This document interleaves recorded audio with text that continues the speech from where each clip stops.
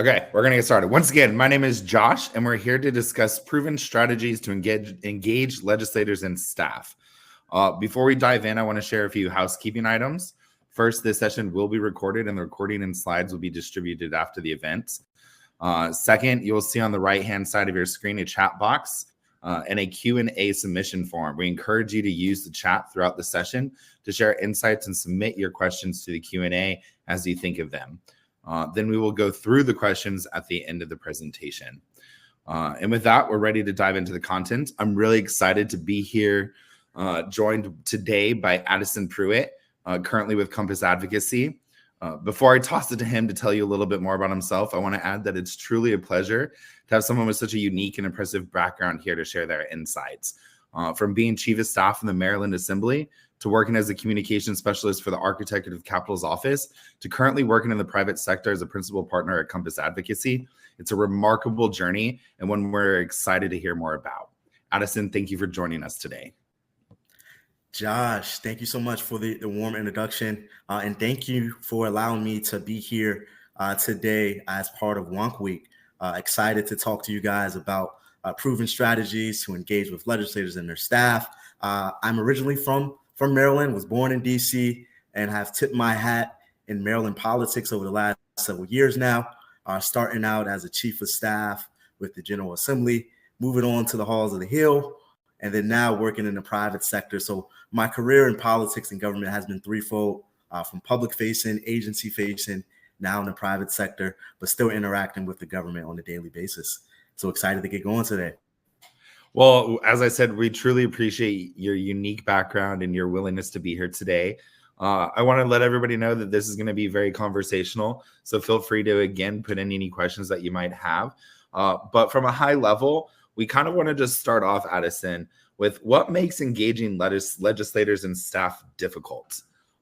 If I'm a lobbyist at an association or an advocacy professional, building a grassroots outreach program, what am I competing against? Like, what are some of those obstacles? That's a great question to kick us off today. And I can speak from a lobbyist's perspective.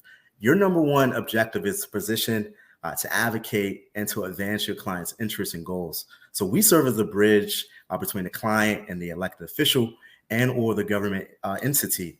So I would say that engaging legislators and staff takes a mixture of strategy, understanding the legislative process and their issues. And I'll just be frank, it takes a great deal of persistence. There are a variety of factors that can make engaging with an office challenging at times, and often you're competing against limited time. This is especially true during the legislative session, where legislators and staff's schedules are jammed back-to-back with meetings, floor sessions, hearings, and not to mention inquiries from constituents who got them into office. So with this fast-paced and high-intensity environment, you have to find creative ways to engage and stand out with offices. So there are times where you may have as little as 10 minutes with a legislator, making it extremely important to make use of the limited time. So some of those creative ways for successful engagement are to, number one, be kind and build rapport, not just with the member, but also their staff, and try not to inundate them with too much information. You want to make sure that your message gets noticed. And my rule of thumb is, and I'm sure everyone has seen the show, make it so that a fifth grader can understand the information that you're trying to portray towards the member and their staff, and provide high-level facts and be able to speak to any questions. Also, stay informed on updates. Being able to be abreast of what's going on legislative-wise or updates in the General Assembly or at the federal level, and be nimble to work across party lines. And one of the key thing is follow up and thank the member and their staff for their time. That goes a long way. Sending a quick follow-up note, email, or sometimes do a handwritten thank you note to the member's office goes a long way in them remembering you. And the last thing, be seen. So those are some ways to stand out from the crowd and be able to make an impact to legislators and staff. Awesome. I think I want to pivot a little bit to, as we talked about earlier, you have three unique, very perspectives in your background. So I want to kind of start with your advice from being a staffer, that perspective. So first, can you tell us a little bit about your role as chief of staff in the Maryland Assembly and how you went about it, some of your best times there? Just go a little bit more into detail about what you did there. Well, first, let me take a step back. When I first got the role, I was by all means a political novice. I had volunteered on a few campaigns during my teenage years, but never quite saw myself jumping into politics and government. I was fresh out of college with a business degree in marketing, but knew a few things. I was organized, professional, open to learn, and as with most recent grads, I was full of ideas. So one of the things that helped me early on when I first got the role as chief of staff was that my member had me attending almost every single event that he was at. So if you saw him more times than not, you saw me as well. So that helped me quickly gain a crash course on who the key players were in the community, knowing the specific neighborhoods within the district, his work style, as well as just in preparation for the upcoming session. So that kind of gave me a leg up and some quick intel going into the General Assembly. But you can never be prepared for a General Assembly session, especially your first time out. So that was definitely a great learning experience coming out as the chief of staff in the Maryland General Assembly. So my top role was that I was the top aide in the legislator's office. I oversaw their schedule, coordinated and hired staff, tracked legislation. I fostered key relationship with stakeholders and constituents. In addition to, I advised my member on various matters that would affect him and affect our district. So I would summarize my responsibilities into three buckets, and that would be policy, communications, and outreach. And additionally, I had the unique role when I was chief of staff because the member that I was working for got elected as the chair of the Legislative Black Caucus. While that added on some more responsibility, this gave me the unique opportunity to engage with members and issues, not just in our district, but spanning throughout the state of Maryland. So that helped me in the long run build a lot of relationships.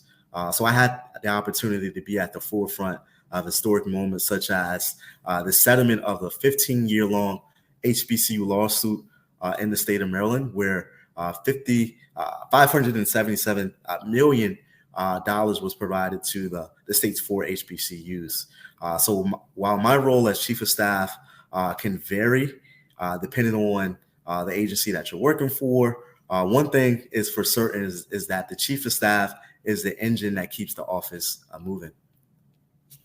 So going a little bit more into that, one of the challenges when you're engaging with legislators from an organization side is knowing who to go to. So in what instance is the chief of staff the right person for an organization to target?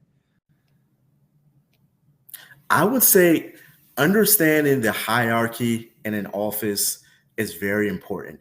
And this could vary across the state legislature, Congress, local governments, you name it. Generally, offices are divided by chief of staff. You have your policy analysts, legislative assistants, constituent outreach, schedulers, and interns. And staffers play a critical role in the legislative process. Often at the state level, information is not always available on who the staffers are. So sending a quick email, phone call to the office, or even dropping by is a good mechanism to get to know who's working in the office. And I would say chief of staffs are normally the best people to talk to when you're trying to get to the member directly and in a immediate fashion as the front line of communication. So chief of staffs are the gatekeeper. So if you have their cell, if you have the ability to get in touch with them quickly, it bodes well with you getting in touch with the member. So if there's something that's extremely pressing, I would definitely reach out to the chief of staff. So then as we're talking about reaching out to them, what worked best for getting in touch with you tactically? Was it an email, a phone call, scheduling a meeting, social media, tweeting at you? What worked best in getting your attention? I would say all of the above, to be honest. But especially during the miss a session, if I had to choose, texts and phone calls to my direct cell would be the quickest way to get in touch.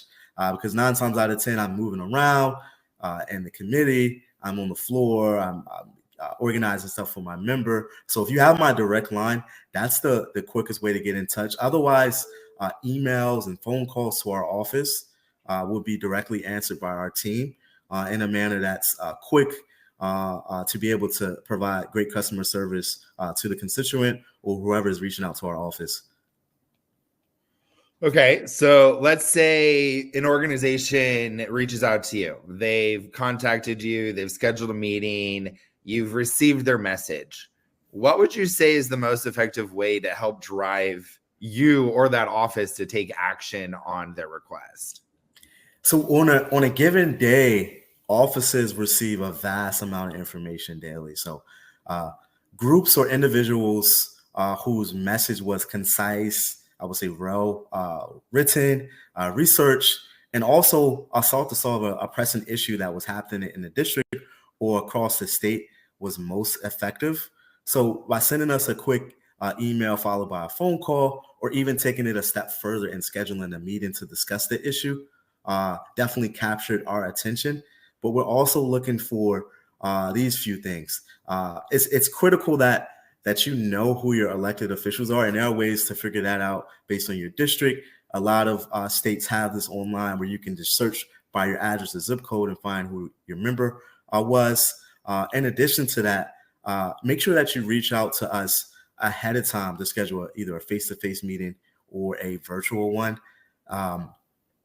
Oftentimes, schedules book up quick for members and staff, so it's important that you jump on top of that ahead of time.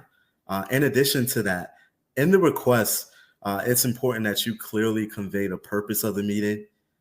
In addition, designate someone to be that spokesperson during the meeting, as well as have a clear agenda that you're going to follow, and be familiar with the member's position on that issue, or if you need to educate the member a little bit further on the issue that you're pursuing. So it's important that you do your research. And my most important one, prepare a one-pager or leave behind so that you can further explain your position and have contact information that you're going to pass along to the member and staff.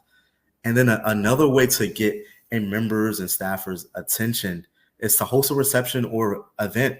It's always good if you have food or beverages available for a long day on the Hill or in Annapolis. So hosting a reception is a good way, one, to get your issue out there at the forefront, and two, to get members and staff out to your event, or invite them to visit your community. That's a good way for them to see hands-on what's going on and how they can fix it. And also try to engage with them on social media. And the most important thing is to be courteous and respectful. So we have a question that came in kind of related to about how engaging with a variety of generations in a single office, if you have any advice in best ways or best practices to do that. So the question was regarding the different generations in the office. Correct. I would say with those different generations, you may have a technology gap in terms of folks who are equipped with social media, who are maybe equipped with utilizing more savvy technology. So I would definitely do it an old-fashioned way. I would do a phone call first, send out an email second, and then do schedule a follow-up visit, or pop into the offices and say hello. I think those three ways capture different generations in an office in a manner that is able to resonate with everyone and they're be able to quickly understand the issue that you're trying to support. So phone call, email, follow-up visit, or schedule a meeting. What I'm hearing is persistence is key. Persistence is definitely key. Awesome. So before we move on to your next role, I want a last chance to share any kind of particularly unique way that you had an organization either reach out to you in a positive way that you'd be like, yes, I would recommend doing this. Or was there actually a way where you'd be like, no, never do what these people did? I'm just curious to see if there was any unique stories that you saw from being in the office. Yes, I have quite a few unique stories. in. And I would say there were folks that would go as far as reaching out to me on social media, reaching out to me Facebook, you name it, as well as just figuring out unique ways to reach out to our staff. But one of the creative ways that I saw, and I'll never forget this, there was an advocacy group called Strong Schools Maryland. And for consecutive sessions, they would drop by each office on a weekly basis for their lobby days to pass out interactive trivia questions in an effort to push the patches of the blueprint for Maryland's future. So I'm a competitive person. So I would get excited each week to answer those questions along with my team. And in the long run, the legislation ended up being passed in 2021, and it provided about $3.8 billion in funding over a 10-year period for Maryland schools. So I will always remember, because each visit they were dressed in their Strong Schools Maryland t-shirts, and they had a leave behind that was very visually appealing, and it coincided with the trivia questions that they passed out. And I have a second story too, which is an effective way to reach out to staffers and members. And this was started under my former boss. It was when we would host meetups for staffers, legislators, and lobbyists to connect in a casual session. So as you know, it's too cold to play golf in the winter. So we would instead play basketball on Monday nights during session as a way to unwind from the stresses of Annapolis and fellowship with colleagues, legislators, and lobbyists. And we unofficially dubbed this as the Basketball Caucus, and it's still going to this day. So each year I try to organize this for legislators, staffers, lobbyists, or even constituents to come together and fellowship in Annapolis. And that's a great way for relationship building, as well as for us to figure out some hot topics that are going on, all while playing basketball. That's amazing. Those are some great stories. We have a couple questions that came in through the chat. I'm going to try to get to most of them, but there's quite a few. So let's see. When you mentioned that one of the best ways to reach you directly was using your cell phone or texting you directly. We had a question that said reaching out to someone's personal cell seems a little risky and potentially an overstep. When would you suggest that that is the right step or the appropriate step to take?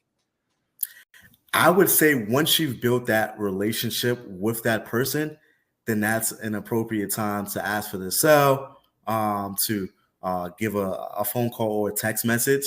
I would say, yes, I am a little hesitant at times to give my personal cell when I was working as a staffer. Now as a lobbyist, my job is to make sure I get everyone's personal cell, from the member all the way down to the staffer. But in that sense, it's important that you build that rapport and relationship with the member and staff before you've asked that, and making sure you have their permission to contact them. I think that's always important, making sure that you understand those boundaries. So thank you for expanding on that. And then you've mentioned a couple of times about how one of the best things that an organization can do is not only, be persistent, as we said, but providing some kind of educational one-pager, something that's a leave behind that not only, provides contact information, but is that something that you recommend only doing in person, or is this something that you can send in an email? And if so, do you think legislators actually open those attachments? Yes, I would say both. So I would say attach a leave behind when you're sending that initial request to the meeting. Once you get it confirmed, say, hey, I'm attaching this one pager and supplement for next Wednesday's meeting. And then at Wednesday's meeting, because there's a chance that the legislator or staff has not read that information yet, always bring a hand copy with you as a leave behind after you close out the meeting. So I would say both ways. Send it virtually and also have one with you that's printed out. And I like to use nice paper so that people can remember the quality of the paper that's being presented to them, and that is not something that you can just crinkle up and throw away, but it's something of quality. Details matter, and so do the little things in instances like this. Those things that can make you stand apart. Absolutely. I love that advice. Okay, so we're going to move on to your next role, which was serving as the communications specialist and the architect of the Capitol's office. You had the unique position of working within the halls of Congress, but not being a legislative staffer. So can you first tell us a little bit about what this role entailed? Yeah, so this was a extremely unique role that I was shifting from working directly for a member now to working on the Hill at a federal agency. And number two, I began this role in the midst of when the entire country was figuring out how to navigate telework, working remotely. And with this role at the AOC, my target customer had shifted from constituents now to Congress and their staff. So I was charged with leading communication efforts for the historic Canon Renewal Project, which for background is a 10-year renovation of the 100-year-old Cannon House office building, which is one of the oldest buildings on the Hill. And this needed comprehensive upgrades. So a bulk of the role entailed preparing presentations, coordinating executive summaries to key stakeholders, conducting virtual briefings with members and their staff, and holding office tours of some of the new offices and some of the new meeting spaces that were going to be in the Cannon building. Awesome. That's a really interesting, but also just, as you said, highly unique. So can you tell us some of the perspectives you picked up by being in that position? Yes. So one of the key perspectives that I would say, and let me first back up here. The goal of the project was to maintain the historical fabric of the building while preserving the building for long-term functionality. So it had been several years since the building had received comprehensive upgrades. And what really resonated with me is that I got a chance to be a part of history. I got to see the inner workings of one of the oldest buildings on the Hill and play a crucial role in modernizing it for the 21st century. So through each of the 5 phases, a portion of the building had to be vacated in order to complete the construction. So with that entailed office relocations for members and staff, and other routine disruptions would come as with any regular construction project. So I would, from time to time, put my hard hat on, put my gloves on, my safety gear on, and then head over to the construction site to see firsthand what's going on and be able to provide updates to members and staff that way.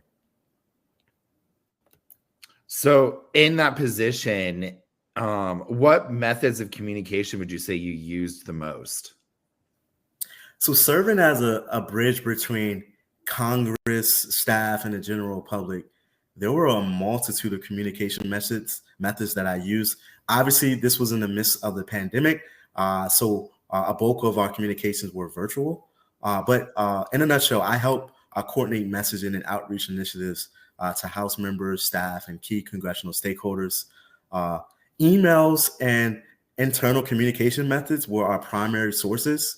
So internally for members and staff, I developed Dear Colleague notices so that staff and members can stay in tune on any updates with the project and immediate impacts that they should be readily aware of.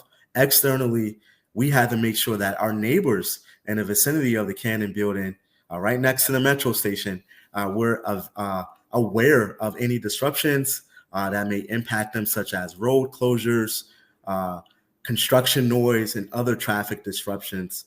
So I would even spend some days canvassing the community to speak to neighbors, garner some feedback, as well as let them know of some of the impacts that will be coming up. Well, we have a comment that one of our viewers just recently was at the Hill and wants to say that the construction is still ongoing, and it seems that you were successful. So it's exciting. It's almost done. Almost. You're getting there. Okay, so in this role, were there any kind of like unique takeaways for engaging at the federal level? I know being that kind of agency aspect, like what would something you'd say was a unique takeaway? I would say in general, engaging at the federal level can be vastly different in terms of who you're communicating with, due to larger offices and constituencies, and due to a slower pace at the federal level than it is at the state level. So it takes a significantly longer time to pass legislation at the federal level than the state. But I would say this, some of those same engagement tactics that you do at the state can also be applied at the federal level. So it's reaching out to the member staff, building rapport with them, sending out an email, knowing who the key playmakers are, figuring out what their issues are, as well as following up. So I would say those key tactics can be applied at the federal level that you also use at the state level. Okay. So last kind of, pivot here, moving from being a legislative staffer to working in Congress as part of their agencies to now being at the outside in a public affairs and marketing firm, the private sector. Can you tell us a little bit about that shift, just in general, what it meant for you, and how that perspective has garnered some success for you? Well, I'm a firm believer in that timing is everything and that everything happens for a reason. As a recent college grad, when I first started out as a chief of staff, I had no idea that I would move on to the Hill and then jump into the lobbying space. But I think that each position that I've been in my career has culminated and helped me get to the position that I am now, which is serving under a dual role with Compass, one, as a partner in the lobbying division, and two, as a director of public relations in our public relations practice. So wearing both of those hats, I help our clients navigate their issues before the government while connecting the dots on ways to better equip branding, political and public engagement, as well as interacting with the media on behalf of our clients. So on the lobbying front, we help clients pursue and monitor legislation, go after procurement opportunities, and help them secure budget funding. And on the PR side, we hold, what I like to say is we hold the sword and the shield. With the sword, we shape our audience's perception. And with the shield, we protect our client's brand. So we represent clients ranging from healthcare, education, renewable energy, transportation, mental health, gaming, nonprofits, you name it. So we have a wide variety of spectrum of clients that we work with. Okay. So then with this role, could you kind of set the scene with how you engage with legislators and staff? Yes. So with this role, I have built a substantial amount of relationships over the time. One, being in-house, working as a chief of staff, going onto the Hill and coming, working as a lobbyist. I'm able to interact with those legislators because I've been able to build those relationships. So a lot of times I have their personal cell. I know who their chief of staff is. I play ball with their chief of staff, or I spent time going to their events, being seen or being engaged on their issues, supporting issues that I believe in and that they also believe in to help push the needle forward. So that bodes well in a lobbying firm. And it also helps when you have a team of lobbyists. So we have 7 lobbyists on our team at Compass, and we're able to touch all parts of Maryland, Delaware, DC, and at the local level. So that bodes well for our clients because we built that strong grassroots and relationship building with members and their staff, as well as state and federal agencies. Okay, so now that we kind of have a better understanding of the work that's done at Compass Advocacy, but also the work you do yourself, when you have a firm like that at the disposal of an organization, what are some of the marketing approaches you'd take? We've talked a lot about traditional email outreach, but can you also talk a little bit about like how folks can use their brands and what other strategies you might take on? So being a one-stop shop, Compass serves at the intersection of lobbying, marketing, and public relations. So oftentimes our government relations clients will also need a public relations presence or services that we'll provide. So that helps us be able to provide grassroots efforts to further engage a wider audience for them. So we help deploy anything from logo design, website design, fact sheets to getting op-eds placed. In addition to deploying those strategic email campaigns that advocate for certain issues. So we also do phone campaigns. So when offices receive hundreds of emails on a daily basis or a weekly basis, we can help deploy those to trigger the alarm into offices that this issue is important on behalf of a client. Okay. So then let's talk about like what campaigns are best suited for bigger marketing campaigns like this to get legislators and staff paying attention. A firsthand example. This past year, I had the opportunity to work on the community solar legislation in Maryland, which made the pilot program in Maryland permanent. So one, we help them with government relations, and on the flip side, we also help them with public relations. On the government relations side, we help push the legislation forward as well as lobby on behalf of them. And on the public relations side, I coordinated a logo design for the campaign called Maryland Community Solar Now. And then that logo design morphed into a website which had all of the information on what is community solar, broken down so that a fifth grader can understand. It had information on the legislation that we were supporting. It had information on some of the facts of community solar, videos. So it made it an interactive component for community solar. In addition to that, we did legislative scorecards for legislators who were supporting community solar in the past, and that made it a wider mechanism for that legislators and the audience that we were targeting could know what Maryland Community Solar Now and know what the legislation was that we were supporting. So that's one key example. Another branding example is from there's an event that we host every year called Minority Business Night in Annapolis, which was started in 2009. I had a chance to be a part of this event over the last several years, and I have led the branding and marketing for this event. So all the way down from the logo design to helping out with event execution, in addition to helping with securing the logistics of the event, from speakers to signage that was going to be displayed throughout the event, as well as coordinating media.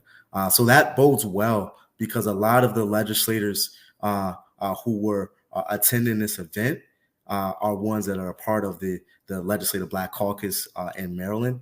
And this is Minority Business Night in Annapolis.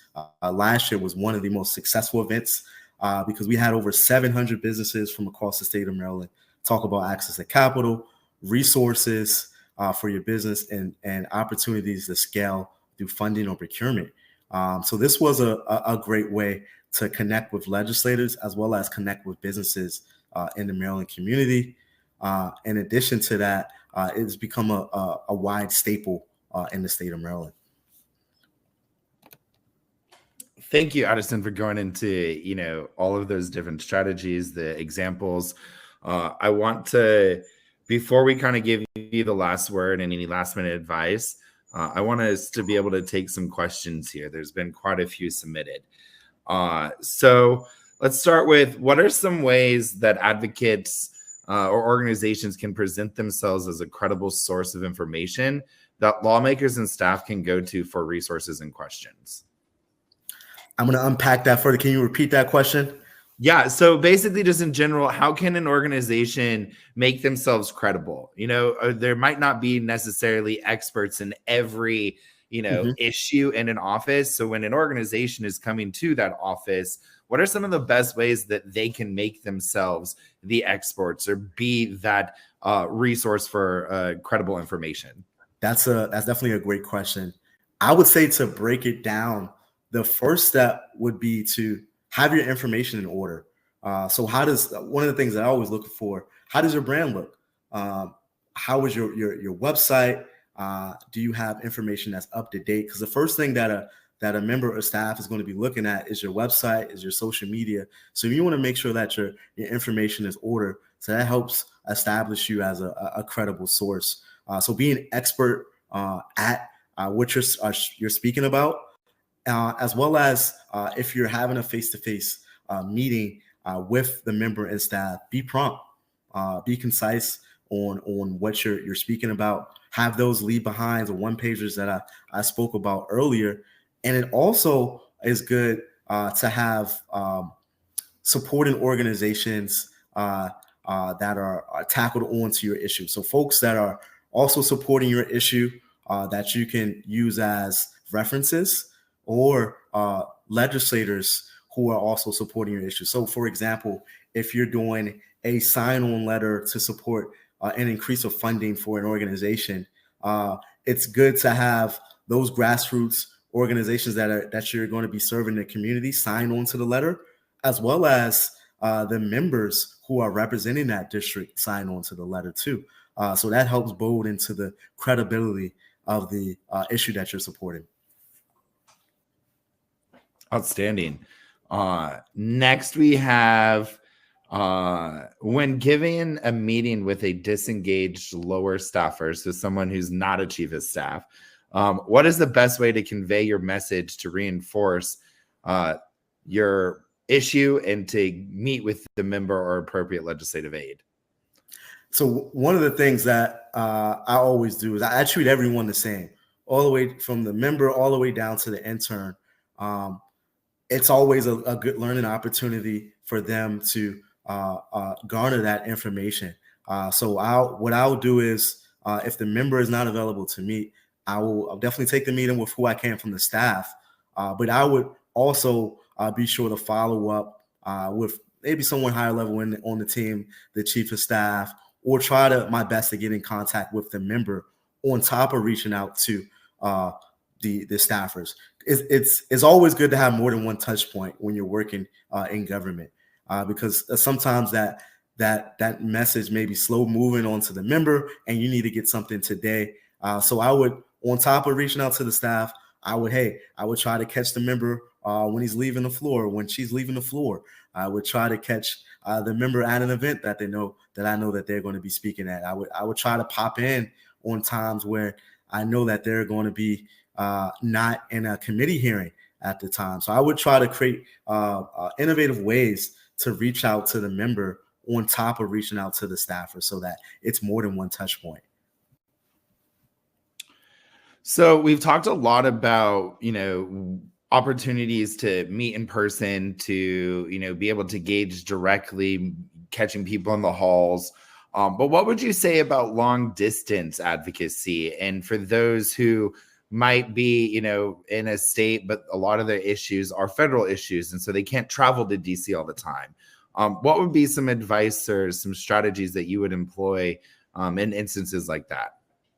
Well, to put my lobbyist hat on, if they can't be there, if the client can't be there, I'll make sure that I'm there in attendance. So I try to be boots on the ground. But one thing that the pandemic taught us is that we can do everything virtually. So we can hold this conference virtually. We can hold meetings with members virtually, and that could be just as effective as sometimes being in person. But the good thing is, if you have an advocate, if you have a lobbyist that's boots on the ground, that's also rallying in person, it's an added bonus. But you can get stuff done in a virtual environment without having to meet in person. So that could be from having those fact sheets, doing a grassroots campaign where you're sending out thousands of emails to members and their staff, doing a phone campaign, hosting a virtual conference or a virtual lobby day for members and staff to be involved. So then as we're pitching, the different ways that you can meet with, legislators or contacting, engaging, would you say that there's a adjustment that needs to be made when you're talking to a staff member versus an elected official? I would say I try to present all the information the same. Sometimes the staffer may not be fully in tune with the issue, or sometimes the member may not be fully in tune with the particular issue. You gotta you think members are looking at thousands of pieces of legislation on a given session. So it's hard to be able to keep track of everything. So that's when we come in. So I make it so that the information that I'm providing on behalf of a client is easily digestible, so that anyone in the office can understand the issue, and I'm able to be able to answer any questions that the staffer or the member has. Okay, shifting a little bit gears here to maybe a more personal question. Have you ever had to advocate in favor or in opposition of issues that you and your state rep might have been either opposed or in favor of in your previous role? And how have you navigated those situations? So fortunately, I have not had that opportunity where it's something that I personally don't believe in.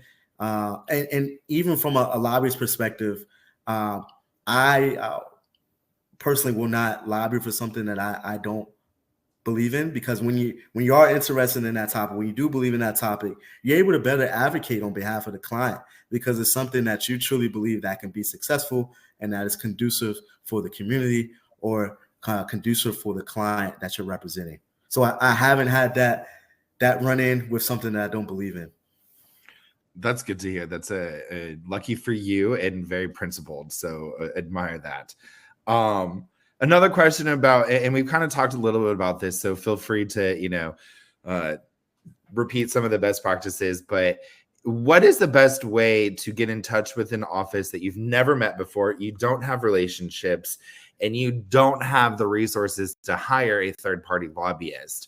What would you say would be the best strategic approach to be able to get in touch with them and the right person? The first step would be to look into my network. I would see who is close to them, or who that I know has a good relationship, or who do I know can get in contact with them on behalf of myself, or pass along their contact information to me. Or I would frankly send them an email, see what events they're going to be at, introduce myself to them, and try to build that rapport over time. But I would say first action item is utilize your network to see who knows them, and who you can get in contact with to help push your issue. So switching a little bit to industry-wide, public affairs can sometimes be behind traditional marketing in their creativity. So what's something that is cutting edge in marketing that you think public affairs could learn from?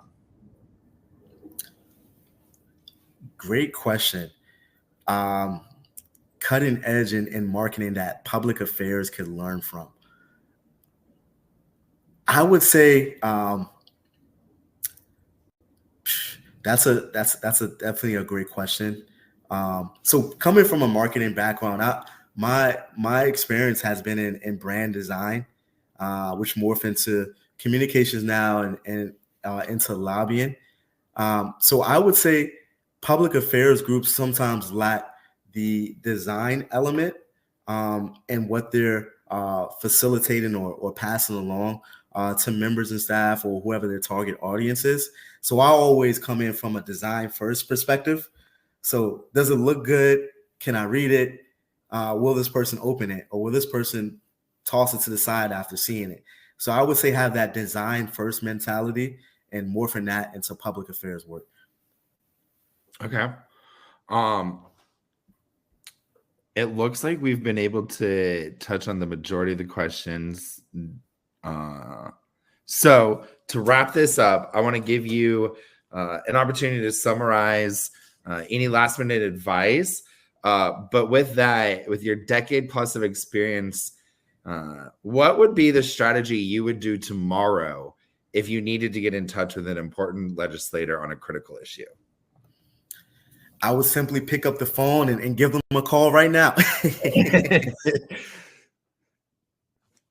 Keeping it but scaling back down. The reason I'm able to do that now because of the relationships that I've built, and the relationships from my team with Compass that we're able to reach out to a multitude of different legislators and staff. But I would first, and scaling it back down, I would first figure out what the requirements are from the client. So figuring out what the issue is, what do they need, and what should be the strategy moving forward. I would then develop any talking points for them or prepare briefing information going into the meeting with the member or their staff. And I would, before we even meet with the member and staff, I would try to give that member a phone call or a text just to get some quick intel on screening them and figure out how this issue will bode well with them, or if there's a path to success, or garner any feedback. So I'll have that intel that I can pass along to the client going into the briefing, the formal briefing with the member and their staff. So strategy would be to gather the requirements, figure out a strategy based on those requirements, gather a coalition of supporters who are going to back your issue. And after that, schedule that meeting and get in contact with the member beforehand so that you're not blindsided going into that initial meeting. Well, I appreciate you, Addison, for providing us with such amazing insight and some advice in how to engage with your legislators and staffers. So with that, everybody, we are coming up at the end of our time. I want to thank you again to everyone for joining us. The next session is going to be at 2 p.m. Of Wonk Week, and it's going to be strategies for engaging the executive branch. To join, you'll want to just go back to the main event page and then enter this session. We hope you enjoyed our conversation today, and we wish you all a great rest of your Wednesday and the last day of Quorum's Wonk Week 2023. Thank you again, Addison, and thank you, everybody, for joining. Have a great rest of your day. Thank you, Josh.